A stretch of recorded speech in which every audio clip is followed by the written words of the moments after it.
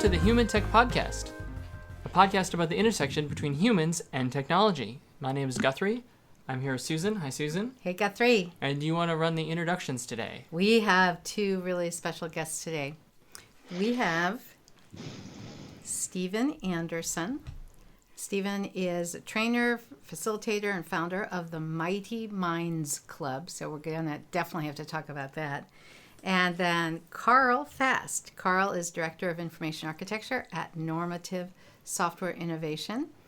And he is, the company is based in Toronto, but he's actually in Minneapolis. And Stephen's actually talking to us from Plano, Texas.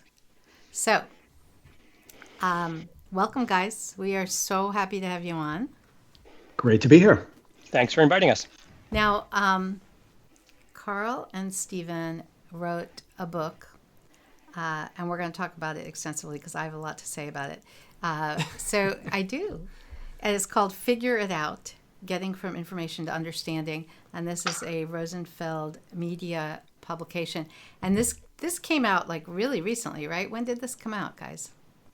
Just came out a few months ago in May. Yeah. End of May. All right. So the first thing I'm going to do is I'm going to tell everybody listening, you have to go buy this book. I mean, we have book authors on all the time, and we always have interesting conversations, and I always like the books, and I always recommend people read them. But this one, I'm going to say, this is not recommended reading. This is like, you have to go read this. If you design anything, if you have anything to do with information and conveying information, you gotta go read this book. So I'm gonna gush about this book, which I will tell you, actually, Guthrie would probably agree, doesn't always happen, right? It doesn't happen that often that I get really excited. But I do have one bone I'm gonna pick with you, which is the title, because it's such an important book. I think it needs a stronger title than Figure It Out. I mean, that's an interesting title, but I wanted to call it like, go read this book instantly. Well, hold on. What? You tried that. I know. I'm bad with book titles. Don't listen to me. Don't listen to me at all.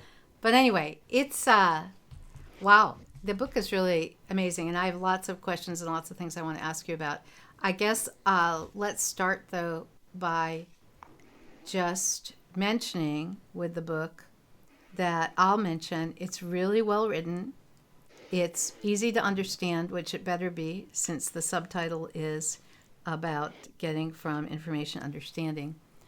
I was trying to figure out when I was reading it, like, which parts Karl wrote versus which parts Stephen wrote, and I don't know if you gave hints here and there because you were telling some personal stories, but otherwise I couldn't really tell. But you have in here like all of my favorite topics, and so you've got in here about pattern recognition. You have in here about visual and gestalt, and these are like all the things I love to talk about and we teach about in our classes. And I was really, really fascinated that you kind of opened with embodied cognition, because that's one of my favoriteest topics.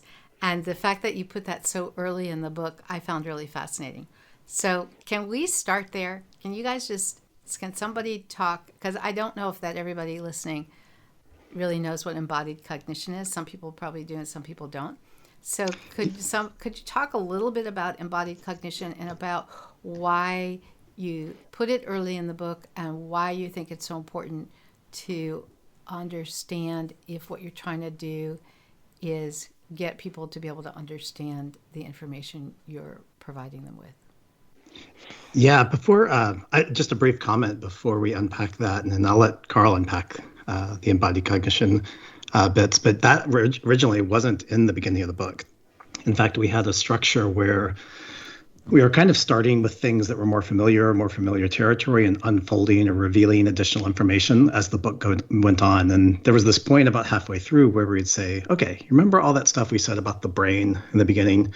We're going to tell you more and kind of contradict ourselves and reveal more. And we sent that draft out to early readers, and the feedback was, you're just confusing us. Like, I appreciate the narrative approach and that you're unfolding things and layering, but you just need to come out of the gate with your stance and what you're proposing, and then let everything build on that. So it actually went from being like, I don't know, the 8th or 9th chapter and interwoven into others to actually being chapter 2 in the book. So after we anchor with what the book's about, the introduction, the orientation, we say, great, now here's the foundation for everything that's going to follow. So yeah, Karl, you want to unpack that a bit more? Sure. So anyone who works in design, user experience, maybe just more, you think of yourself as a graphic designer, product design, any sort of aspect of design, you were trained or you operate in a world in which we have a certain idea of what thinking is, what the mind is, and how that all works. And that is the story that has been told by cognitive science going back over the last 50, 60 years, starting in the late 1950s and early 60s. And the basic idea, the basic model that we have all been taught here and what the science has moved towards is this notion that there is things in the world, there's information in the world. We perceive that information. That information then gets converted into electrical impulses, which go into the brain. The brain does a bunch of work, and that's where cognition happens, right? What the brain does is that's the thinking part. And so perception is viewed as sort of this input. The brain is all powerful, and it does this thing we call mental computation. And then from there, we have action as a result of that. And this really is the dominant view that we have that emerges through the 60s and 70s and becomes basically the way that we all think about the mind and the brain today. And this is deep in the bones of every textbook, everything you ever learn or are taught pretty much about how the mind works. And the science there is really good. Steven Pinker in the late 90s wrote a great book called How the Mind Works, which articulates this view in great detail. And it's called now it was called information processing theory, and now it's generally called the computational theory of mind. But in the late 80s and early 90s, and you can date this at different points, people began to say, wait a second, like there's some other things that are going on here that we're not really accounting for. So you would have these cognitive models that people would build, right? And so scientists would build these models, and they would not have things like feet. Like your feet would just not even be part of the model. Your hands would be, say, a manual motor processor, or your eyes would be an ocular motor processor, and they would be, visual input systems. And they would describe it in these very clinical and detached terms.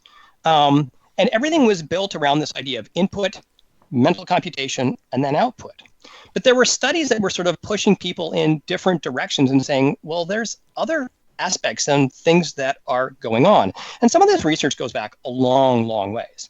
So the idea of embodiment is to say, we are physical creatures. We evolved in a three-dimensional world.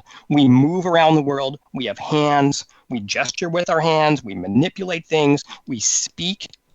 We don't just passively sit there and perceive information, think about it, and then make decisions. We routinely and commonly interact with the world around us. And what we try to also point out is that we use information in our world as a resource. And so part of the reason, to get back to your opening comment about the title, part of the reason we call it Figure It Out is because understanding information really is a process of working through and with the things that we have in the world. Now, embodiment is like a big, complicated kind of word, and there's a lot of different disciplines or areas of study. People talk about distributed cognition, situated action. They will talk about something called dynamical systems theory or activity theory. We generally use the word embodiment to mean this big picture idea that we cannot really grapple with how the mind works, how we think, reason, plan, and understand and make sense of the world, unless we also account for our bodies and how our bodies interact with and use the information and materials and resources in the world around us. Yeah, it's a great description. And so have you gotten any feedback since moving it to the beginning? Has anyone commented on that?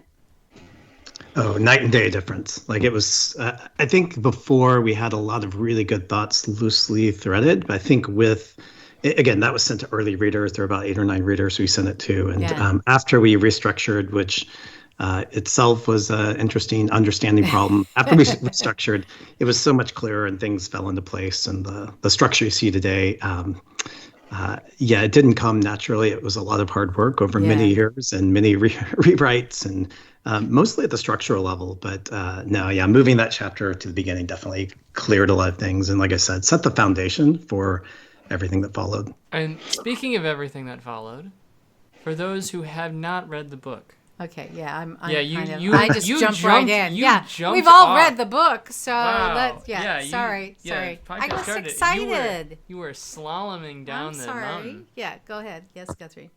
So can you guys give the little 30-second spiel of what the book is about? And oh, really, Guthrie? No, I'm kidding. Yeah, go ahead. We'll back up. Yeah, so the book ends, there's the opening 2 chapters. So the what is it, the problem that we need to address, and the embodied parts. That's the opening bookend, and there's the closing bookend. But in between, how we talk about working with information as a resource, we kind of divvy up into 4 parts. The first part is really just starting with this idea that what we think of as understanding is activating prior associations. So associations being part 1. Part 2 addresses what happens when we bring ideas into the world and give them form, whether that's on a screen or building a physical model or whatever it may be.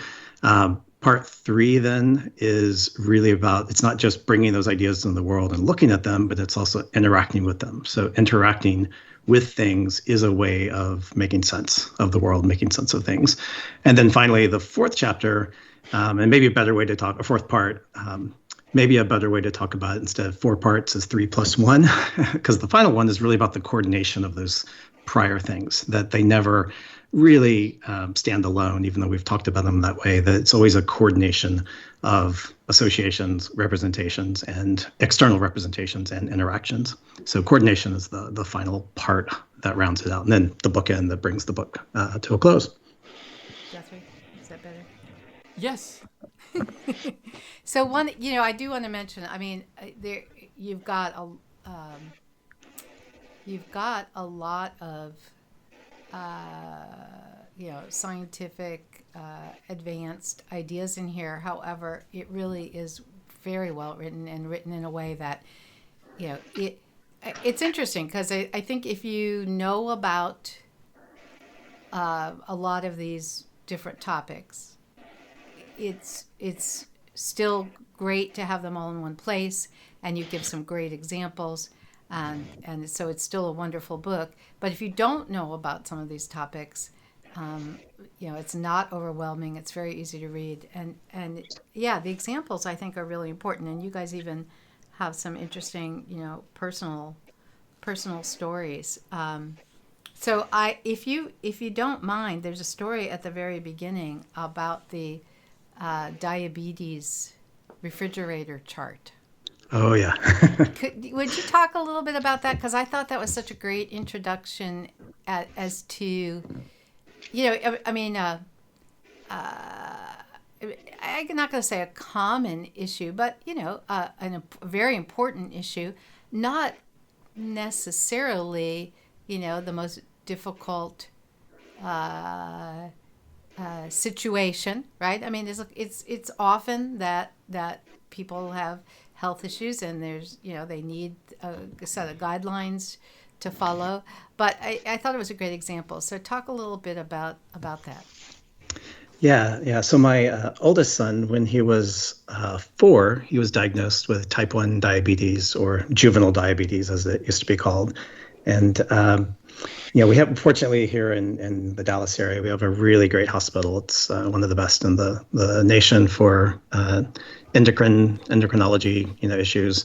And so we went through a 3-day retraining program where we learned what would be our new normal for managing, his life with diabetes. And, it's for anyone who knows of or has type 1 diabetes, it really is a dramatic life change. So you have to count, the carbs in the food you're about to eat, because you have to give yourself a shot to, of the insulin to balance out, the carbs you're ingesting. You have to plan when you're going to eat. There's this whole just complicated, I wouldn't say complex, but very complicated, routines that you have to begin adopting. And, there's a lot of forms and paperwork that the hospital gives you.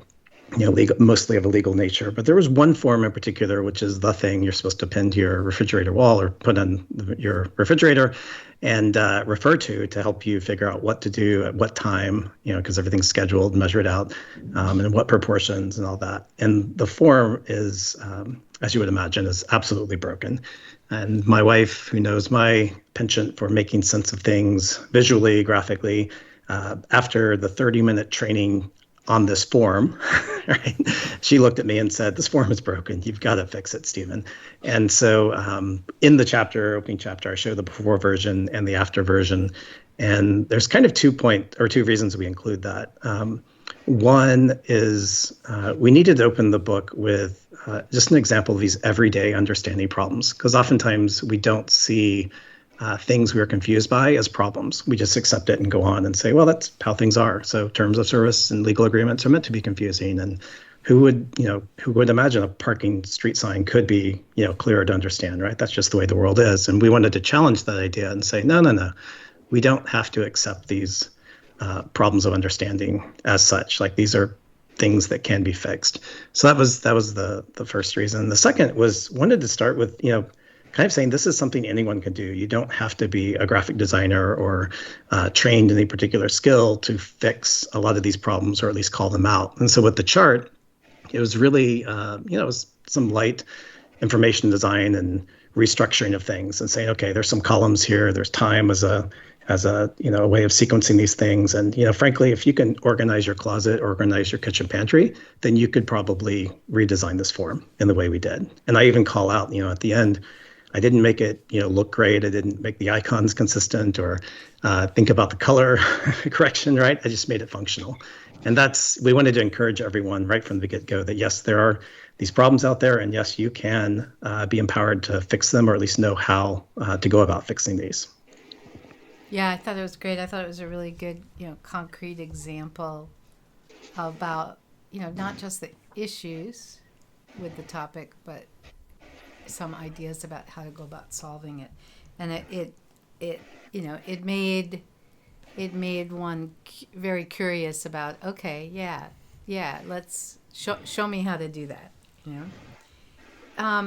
So, all right, now I'm going to, whether Guthrie likes it or not, I'm going to just go to a totally different place and talk about something else. He's shaking his head. Go crazy. All right. So you have an entire section or chapter, or series of chapters, where you're talking about things, actually, Guthrie, that you know a lot about, like anchoring, priming, the use of metaphor, that whole area. Guthrie's background is behavioral economics, so that's these are some of his specialties. One thing that I found interesting, and because sometimes these types of questions, things that you do that prime people to react one way or another, or anchor them to pay attention to one thing or another, sometimes those are often used as with the whole idea of behavior change or nudging, or we get the question all the time, is this ethical, and are you manipulating people? And what I found interesting was you were talking about them in the context of making things easier to understand. And that was actually a little bit different way. I mean, I got it, but it was a little different way for me to think about them. So would you talk a little bit about some of those topics and how some of these things either can make things hard to understand, or by adjusting them, it can make information easier to understand? Yeah, and that section of the entire book, that one chapter where we call out some studies that have been cited in numerous other places. I've heard feedback from a few people like, oh yeah, I've seen those studies, or I saw that referenced elsewhere.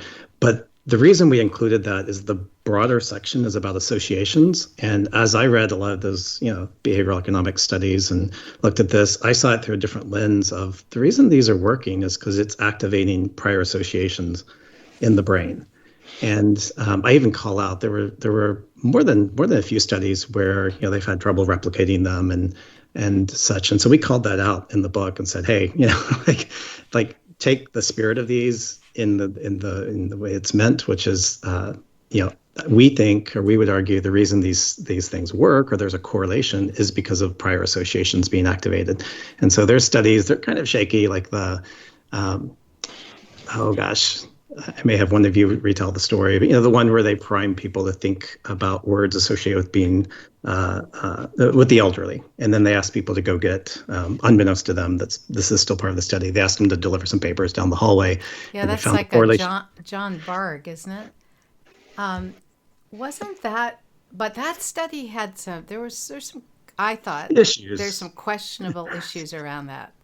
Yeah, and that's why I brought it up. It was one of the more questionable ones, and there were some that were safe, but we included all those to make the point that, okay, if there is a correlation here, and there's replication issues, right? But if there's a correlation, what would that be?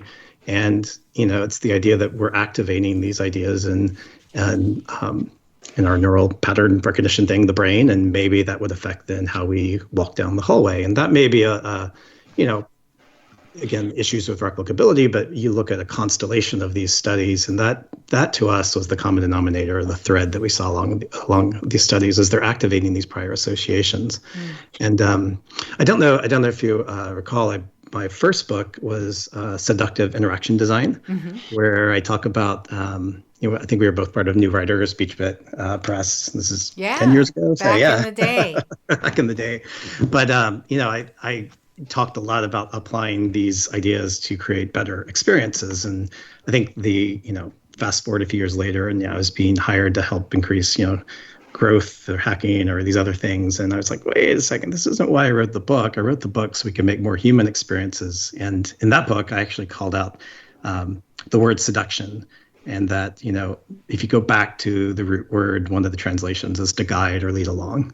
And that's the definition of I've always clung to, which is in all areas of life, we do look to others and other structures to guide or lead us along. So if pandemic, once it is gone, right? If we want to go out and watch a movie, we expect the director to do a good job guiding us along for 2 hours in that story, right? Or a good keynote or a podcast, right? There's some structure there. And so in the context of this book, it really is about how are we facilitating that understanding process. And I'm very quick to, I think a chapter later, say, okay, for all the benefits of these associations that you're activating, whether they're stories or priming or metaphors or what have you, analogies, let's talk about first principles. And let's talk about the absence of those things and how far do we go down. And then I think there's a theme that comes out through several chapters, which is it's not just one of these models or concepts that you're activating, but the more you activate many of them and you help people see the same thing through many lenses, the more likely we are to see the truth or the reality of what's going on there. So it's it's definitely not in service of guiding people along to a particular conclusion, pre-on conclusion, but using these things to facilitate our own sense-making process or group sense-making process, as we talk about later in the book. A lot of what we're talking about, I think, in the book, to come back to the embodiment, is, the reason we frame it at the beginning in that way is that the science around the mind is changing. That's embodiment. But we also have a lot of our technology is changing. And right, our technology is becoming more embedded in the world. We have information everywhere, and we're getting more and richer ways of interacting with that. And this gives us we have to question, I think, some of our old ways of thinking about things, our traditional ways of approaching design problems. And that means looking at, how do we as designers think about the way all this works and what really is the connection between the mind and the body and the tools that we have, the information we have, and all the world around us. And so a lot of what happens in those early chapters around associations is saying we sort of have a particular story that we've told about that. But when we look at it through this other lens, we're going to have a different way, some other things to come out. And we continue with that vein throughout the entire book. We're trying to rethink this idea. A long time ago, one of the philosophers, the cognitive philosophers we quote, cite in the book, is a guy named Andy Clark. And he's famous for a lot of his work on embodiment. And one of his first book on the subject was called Being There, Putting Mind, Body, and World Back Together Again. And he's interested in it from a scientific perspective, right? And what his argument really has at root was through the cognitive revolution, what we had done is we had taken all of these pieces like engineers, right? And we had broken things down into their smallest pieces and separated all of them. We had separated mind from body. We had separated body from world. And embodiment tries to put that back together again. And one way to read this book is to say, all right, given that, if we accept, maybe not that, that we accept that embodiment has a lot of merit, that there is a lot of things that we have missed. When we start doing that and we look at the information in our world, we look at the technologies we have, when we look at this from a design perspective, we can begin putting things back together again in new ways with this insight. Yeah, that's interesting. So, all right, now I'm going to move us. Guthrie's laughing at me here. Mm-hmm. Do you guys have a book in front of you? Would everyone please turn to page 166? Guthrie, turn to page 166, please. Oh, yes. I just want to point out, because I love this. I love this chart. Again, I'm going to mention the fact that I think you guys do a wonderful job of kind of moving back and forth and integrating some of these interesting theory ideas, some of these interesting philosophies, really, right? And looking at the science of it, and then just darn practical, things. And there's this great chart on page 166, 167 about Gestalt principles that I think is a really nice chart and a really good summary, and just compendium of how to take some of the Gestalt principles and what that practically means. Tell me how you feel about the whole, because the whole Gestalt thing, which I guess maybe one of you can just kind of describe briefly in case people don't know what that means. How do you, that's an old concept, right? That's been around for quite some time. So how do you think that holds up? I think it holds up well. I'll say I struggled with where to place this in that run, in that chapter, because the two chapters that it's sandwiched in are, one talking about visual encodings and how the eye picks up things like contrast in color or something moving faster than other things or something rotated when other things aren't. So we're talking about all of these visual encodings. And the next chapter talks about how we use space to hold meaning. So the idea of arranging things on our desk or in our office or in our kitchen or in our closet, whatever it may be, right? And so the Gestalt one was a bit odd because we're like, well, where does this fit? It's like an odd dugout. Is it a visual encoding? Is it a use of space? And we ended up including it in the visual encoding section because we felt like it fit better there. It's more like you glance at things and you see these patterns, you form these relationships implicitly. And so it was more about the perceptions, the visual perceptions or visual cognitive perceptions we make when we glance at something. So it could be, a mess of trash, like that needs to be taken out. But if like people have parted the ways and they have one pile of trash and the other, suddenly we think that, because of this proximity, that maybe one is meant to go to recycling and the other is meant to go to actual garbage or what, or, don't throw this away, but throw this away. I don't know. Right. And we just naturally do that. So I think even though the ideas are, have been around since the 1930s or so, I believe, I think they hold up. I mean, I see them in everyday occurrences. And I think if anything, the bigger challenge was just pointing out not just where they show up, but where they don't show up. Again, throughout the book, we want to have lots of application, lots of examples.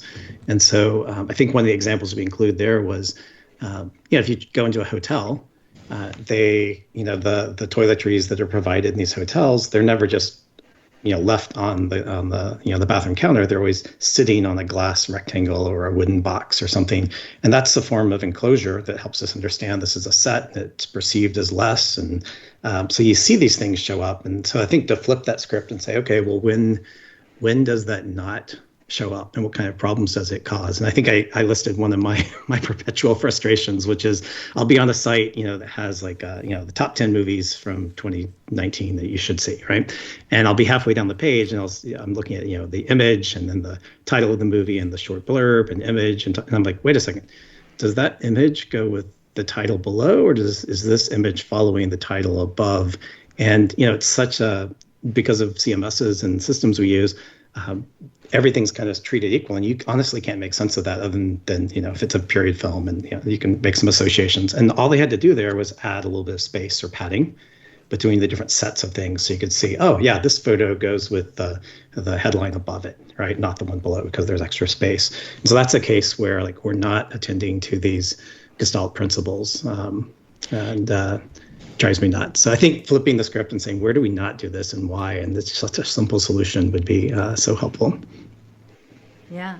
I find it interesting, some of these older things like the Gestalt, which you said goes back quite many years, and is therefore, we have all these, we kind of have this split where some of the things that we know about, humans and information and perception comes from, let's say, more recent science and, data collected and fMRI and whatever, right? And the brain research. And then some of it comes, though, from many years ago when those techniques were not used. So that meant that someone did a lot of thinking and testing and theorizing and real world testing of the ideas, but didn't necessarily, couldn't show a neurological or perceptual system. And some of that, quote, older stuff without the new neuro or brain science behind it does hold up really well, and interestingly may not map directly to the newer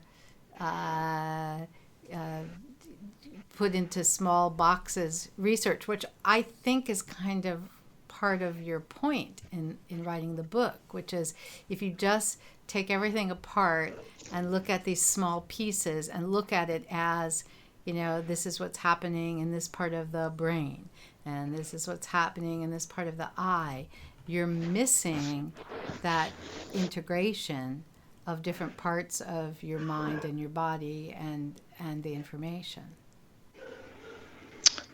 Absolutely. Yeah. I think that's that's the challenge. And we particularly address that. We do address that more directly when we get to the sections on coordination, but it really is this, well, I'm just going to step back, and then I'd love to, Karl, I'd love you to weigh in on the coordination stuff, because I know we talked a lot about that. But this started with me being a book that was going to be about how I use visuals to communicate ideas, and like I am literally every day, like sketching a model or drawing my ideas out, and it's my way of making sense of things. In fact, just before this podcast, I shared online a timeline I'm creating to understand who influenced who in this history of this particular area I'm researching, right? So I'm always creating these models, but at the same time, I didn't want to tread where others have tread or recreate another book that's competing with great books out there on visual thinking. And I really wanted to dig deeper and say, well, why do these models work in the first place? Like, what is it about human creatures that makes drawing a Venn diagram or a matrix clarify things, right? And around the same time, I started digging into stories and narratives and being curious about how and why narratives work and to shape ideas or influence our thinking. And it was at that point that I met Karl, and he introduced me to the world of interactions. It's not just seeing, but interacting, and went on from there. But I think that all to say, like in the end, we ended up with I think our publisher called it a very epic book. And both the publisher and the editor went into our first draft ready to cut. They had the scissors out, and they've I think Lou and Marta talk about this on the podcast, but they went in ready to cut because they knew like the book was way too long. And they came out saying, no, I mean, there's a little polish to do and stuff, but this book is needs to be as broad as it is because of all the ideas that it's bringing under one roof and all the things it's coordinating. And they talk about any slice of those or cut it out would be incomplete at that point. So that's a little background on just the book itself and how comprehensive it is. And that's why it took, many, many years to write too. It wasn't a 2 or 3 year book. It took a lot longer than that. Yeah. So can I start Please? to play devil's advocate now? Please, yes. Sure. So she was good cop. Come on. No, I'm not going to be bad cop, but I do get to be questioning cop. Questioning cop. I sort of am of the opinion that there are more tools like this book, and more understanding of what it takes to display information in a smart and cohesive way, and to help people understand. And I would argue that most of the things people experience are worse than they've ever been before, as far as being confusing and non-intuitive. And a big part of that is the movement, I think, into the digital space, away from the physical space, where if you had a can of beans, it was a can of beans, and you could hold it, and it's a can, and here's the lid. So do you have any thoughts about why, or if you disagree, it kind of feels like things are worse than ever before?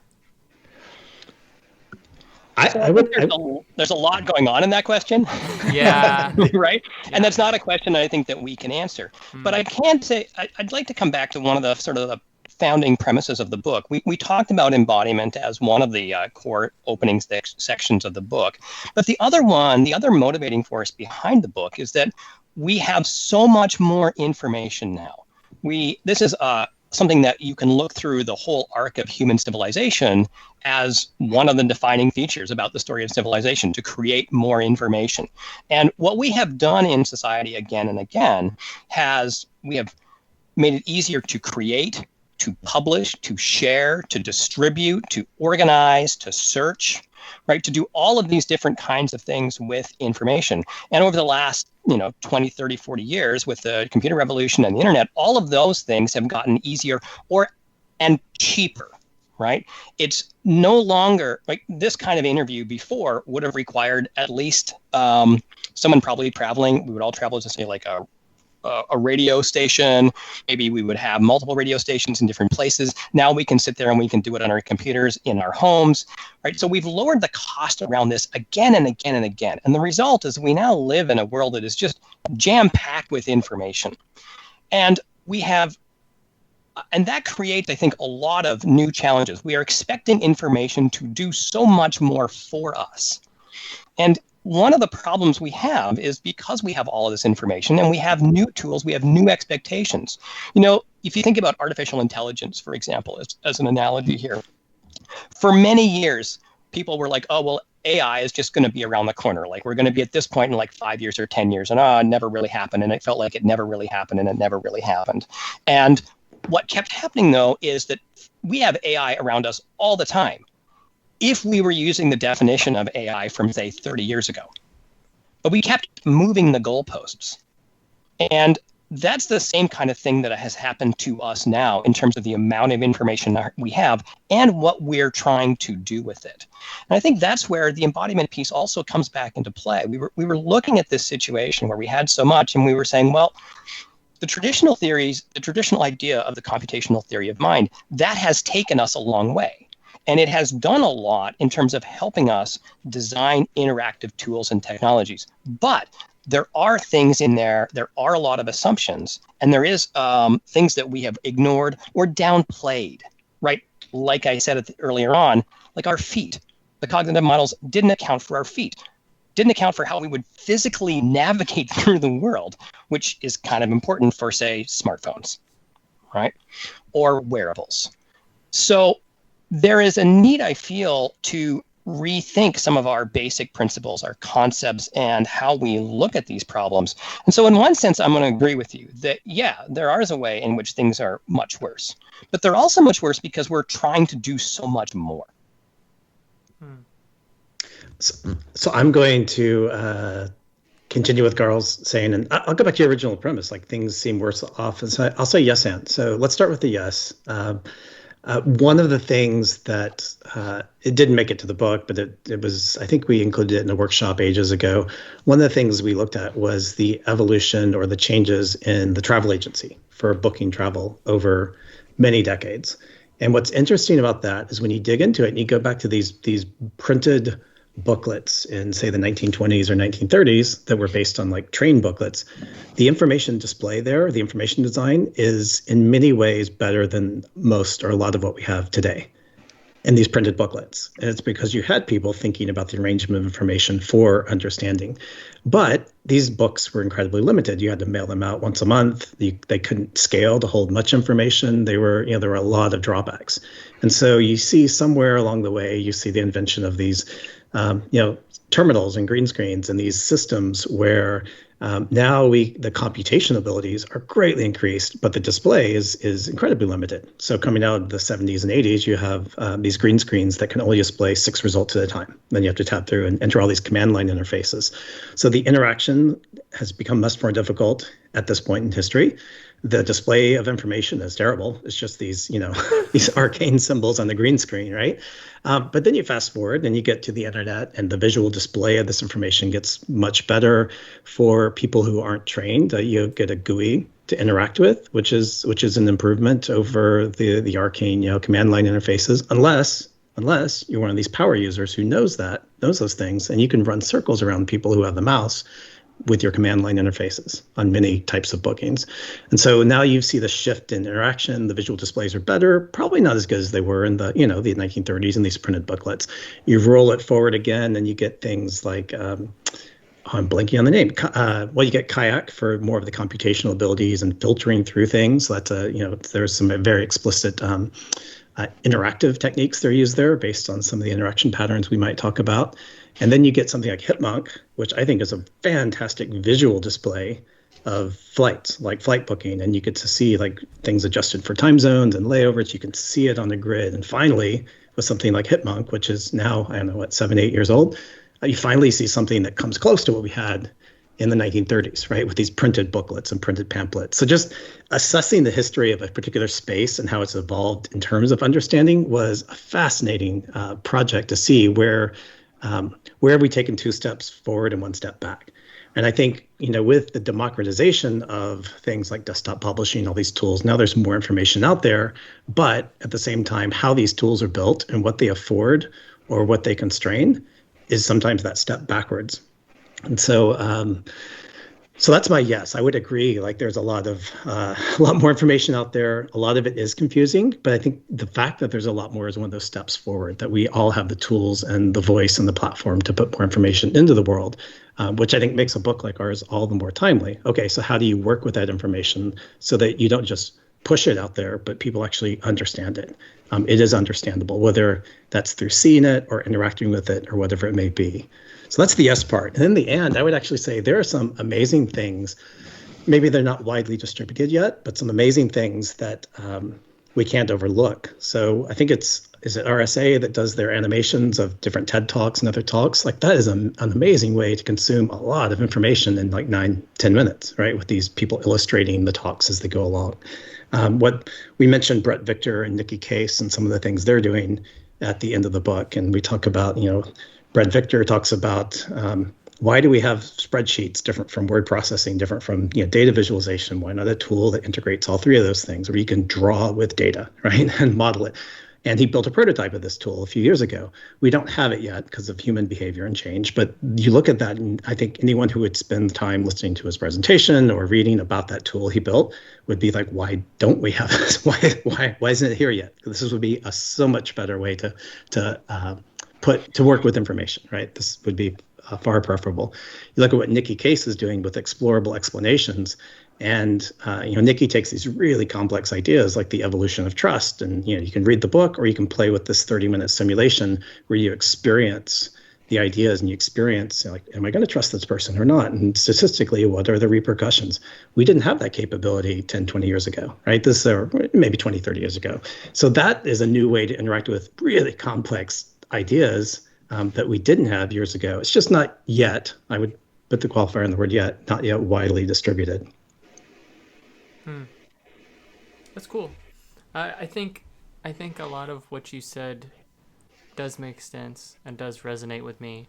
I think there's certainly an issue of what data and who has it that leads to frustrations that didn't necessarily happen in the past. So you mentioned airline travel, and that's actually a really good example because everyone can have access to, essentially, for the most part, a lot of the same information, because what flights go when and what the plane number is pretty readily available. And so as things get more complicated in the world, you're starting to run into problems where there needs to be a solution for a problem that didn't used to be. So way back in the day when there were 3 television stations, you could just have the TV guide. And it was very easy to know what was coming, and that was a simple, that was a solution that was needed, but to a mediumly complicated problem because there were 3 channels. And now there's infinitely number of channels, and each streaming platform, they won't say, you can't just like go to a public interface where it has, okay, each show and where it's streaming and how long it's streaming for. And so now there's websites like the Decider, I think it's just decider.com, that, that it's a spider where they're crawling everything to try and keep updated libraries of the 18 different streaming platforms so that you can find which one it is. And so for the end user, it's a terribly complicated, I just want to watch this movie. I have Amazon and Netflix and Apple TV. I have all these different streaming services, and I can't, I actually don't have an interface. I don't have a way to like get this to process all this information because the problem has become so much more complex than it used to be. And I guess when I say it feels like things are bad, I think maybe that's what people are feeling. Like any one interface might be good, but like in aggregate, it becomes this problem. One of the big questions I think of the modern era really is how does one think well and live well in a world that is just jam-packed with information at every turn and in every nook and cranny? I think you're hitting on something else too that Karl and I struggled with as we were writing the book, which was, are we talking about organizing information for performance, or are we talking about organizing information for sense making or understanding? And so I'm thinking about your example of I just need to find where that movie I want to watch is streaming. So that's that's more in the performance category. And you can push a button and you don't have to understand what happened to get that movie back. You probably don't care, don't want to. But if we shift it a bit, it's not a great example, but if we shift it a bit and say, what movie should I watch? I kind of like these movies, and what else could we recommend? That starts to shift and become more of a problem of understanding, or maybe something more pointed. I like films from these, directors. Who else? What else have they done? Those types of things. Now it's working with information in a way where you want to understand more about, that particular director's repertoire and their history and where they've come from. So there's that difference, that fine line between, are we working with information for performance issues or working with information for understanding issues? Yeah, I can see that. And also, do we have a specific question, or is it that we just kind of want to see everything out there? We want to understand the universe of possibilities. Absolutely. To tie this back to, I think, something a lot of people can relate to, we overall, within the UX field, we design for tasks and flows, and we say, what is the task people are trying to accomplish?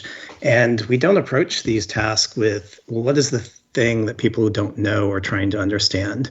And it's hard because, we've really cultivated this culture of, if we optimize the heck out of this, buying path, we'll get the conversion we want. We, the business, right? But if you look at the thing that's being purchased, maybe it's something like a health insurance plan, or maybe it's, purchase is a loose word in this case. Maybe it's making a decision about your own health care and what you're going to do with like a treatment or a prognosis. We don't just want to get funneled to a solution. We want to understand, why am I making the solution? Like, why did I choose this option over the other 3 options? Right. So we want to arrive at a conclusion, from a place of understanding, not a place of, well, that's what the technology told me, the AI or the human told me I needed to do. I don't know why. And so that, I think that starts to speak to values and kind of an ethos behind this, which is, can we guide people to the same decisions or the similar decision they have to make, but along the way, help facilitate understanding? Yeah, and I think that's such a, that question that you're raising is can be problematic if you are assuming one way, like you're assuming people just want to know the solution, and so our job is to find out the best way to show them the answer, right? Or so you're assuming that, but actually what people want is they want to understand the whole space. And so understanding the context of what it is that people really want to understand. And then, of course, you can layer that on where people will, if you ask them, they'll say, oh, I want to understand everything. But actually, they don't. They just want the answer. And so you're designing for having them understand everything because that's what they said they wanted. And yet when you do that, they're overwhelmed and say, why didn't you just tell me what to do? Oh yeah, that's I feel like that's my story of my career, right? Is just this is also one of the core tensions in design. It strikes me as well, though, right? As the designer, we are responsible for take our one of the things. The main thing we're really interested in the book here.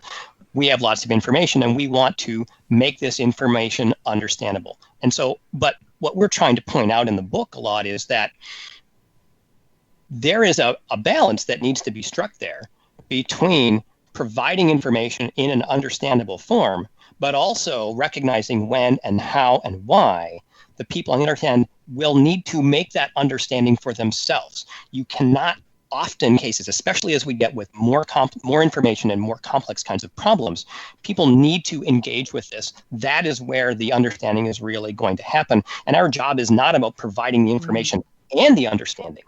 Right? It's about providing the information in a form that makes understanding possible. That's such an interesting way to put it. Yeah. I'll bring this down to earth with a very practical example. Just a few months ago, I was meeting with a doctor. My mom is, going through cancer treatments, and as we were exploring the options and the path before, it was, very confusing. We were there for an hour and a half, and I didn't have my notebook and there wasn't a whiteboard in the room, and just trying to follow the options and the paths and the pros and cons, it was really hard. At that moment, I thought about everything Karl and I have written about. I'm like, if they would just have a whiteboard in the room, we could have kept a record of what was said, or there was a flow chart or decision tree with pros and cons in each path that was being described. But retaining that information and processing it, especially under the context, under the tense situation of deciding what you want to do, that was really hard. But it was one of those cases where if, you don't have to have a canvas or a structure or anything, just have a whiteboard in the room so thinking could be externalized, so we could reflect on it and point back to it. That would have made a huge difference in that moment.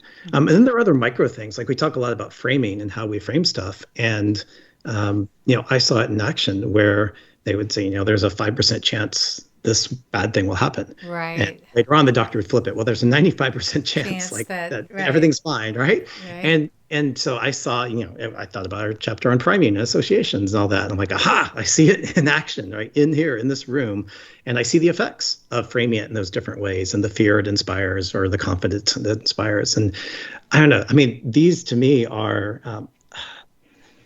these, along with other things we haven't written about, are skills that I would love to see everyone develop, like their visual literacy, thinking about the 15 interaction patterns, thinking about, just how we use space around us to hold and convey meaning. Like, I would love for everyone I love for this to be taught, like in grade school, right? And these would be skills along with things like critical thinking and other literacies that everyone just has. I think it would make a difference in all of our interactions. So talking about, teaching, you guys made reference a while ago to a workshop. So do you teach these concepts? We have in the past. We've done a joint workshop. I think what I've kind of gone a different direction with this, which is since writing the book. The book I think is very foundational for understanding how to work with information as a resource. I've realized there's a gap between these things that will, hopefully if Karl and I have done our job, will still be true in 10, 50, 100 years, right? Based on everything we know, this is how human creatures have made sense of information for thousands of years and how they will into the foreseeable future. You really, that's really talk about planning for a book to be relevant for many years. You plan to be selling copies 1,000 years from now. One of the reasons the book has so many different kinds of examples, and so many of the examples are not digital, is because we were really interested in the idea of trying to find principles that would run across different kinds of technologies, right? Paper is a technology, a whiteboard is a technology, your desk can be used as a technology for this. But we also have all our digital tools, and we know that these are evolving. We know that they're getting more interactive. We know that they're getting more connected. We know we're getting more of them, right? The number of digital things that you have in your life, it used to be like a desktop, and now I don't even know how many digital things I have. Plus, I'm mixing that in with all of the physical space around us. So this is only going to become, in one sense, more complicated, but in another sense, more of an opportunity. And so we tried for lots of different kinds of examples with an eye towards this notion that it would still be relevant even as technology changes. Yeah. And in this way, it kind of connects a bit with a book that we both admire a great deal, which would be The Design of Everyday Things. The original version of that book, and even the subsequent edition, doesn't really have, the first edition has almost nothing about computers, and yet it becomes like one of the main foundational texts for people who are designing interfaces, because it tries to look at specific concepts and principles and ideas about how the mind works. Right? And it's based on an idea that doesn't really account for embodiment a great deal, but the principles are still true. Feedback, visibility, affordances, mapping, these all remain as important principles, no matter what kind of technology we're using. And that's a similar vein what we're aiming for in this book. Yeah. Yeah. And to go back to your question about the workshops, what I've tried to do now is with this book as the foundation, the basis for why and how these things work, is to now, okay, let's talk about the tools that help facilitate understanding, and particularly the tools that help facilitate understanding around complex topics. And so we mention a variety of these throughout the book, and we give a ton of examples. But what I'm doing now with the Mighty Minds Club is each month I'm taking a particular tool, so something very tactical, very practical, taking a particular tool and going deep with it and learning everything I can about that tool, sharing it, learning with the community, using it together. And it's a great way to say, okay, if this was the theory and the foundation and the examples, let's actually put this into practice every month with a different tool. And the tools range from this first month, I've gone deep with a tool from the futurist world about exploring alternative futures, and I had a lot of fun researching that one, digging into it. But we'll be digging into tools that are very introspective, like tools to develop your own self-awareness, and that's fueled by the idea that if we can't understand our own inner complexity, how can we understand the outward, systems complexity, everything that's going on in the world? And so we're going to have a month where we talk about a particular self-awareness tool, or how to have a difficult conversation, or the narratives that guide our decision making. So that's that would be another month. And then after that, we might talk about a tool like polarity mapping, which again, the point of polarity mapping is as a tool is not to make a decision, but to be comfortable with two things that are at odds and should be. And the example that's used with polarity mapping a lot is breathing. Should we prioritize inhaling or exhaling? The answer is, well, yes. Like both are important. You need both at all times. And yet when it comes to something like, I'll do a broad present one right now, collective needs versus individual freedoms. That's a tension we see right now. And I think as a country, we've over-indexed on one and to the detriment of the other. And that's not good. It's a polarity that we should have in tension at all times. Anyway, so lots of fascinating stuff. But I think the idea being, let's talk about specific tools, whether they're canvases or card decks or computer interfaces, explorable explanations, whatever they are, that put all these ideas that we've written about into action and show how you can bring groups of people together into dialogue around these really, really complex topics. Yeah, in my case, when it comes to the education, I taught this much of this material as a graduate course in a user experience design program at Kent State, where I was a faculty member for 6 or 7 years. And so I had a course called Human Information Interaction. I had one on information visualization, which overlapped with it in certain ways, as well as a lot of your standard user experience design classes. And then I've got a number of different workshops that I've done and taught around this. I've become more interested, where Steven's is moving into his Mighty Minds Club. I've become interested in the idea of rooms and physical space and trying to get a better handle on how we go about designing rooms to support enhance our cognitive powers, basically. Interesting stuff. Hey, tell us as we start to wrap up here, how, if people want to get hold of you, each of you, what would be the best way to reach you? I think for me, it's I'm active on Twitter, so it's my name, Steven Anderson. So no middle initial P, just Steven Anderson on Twitter.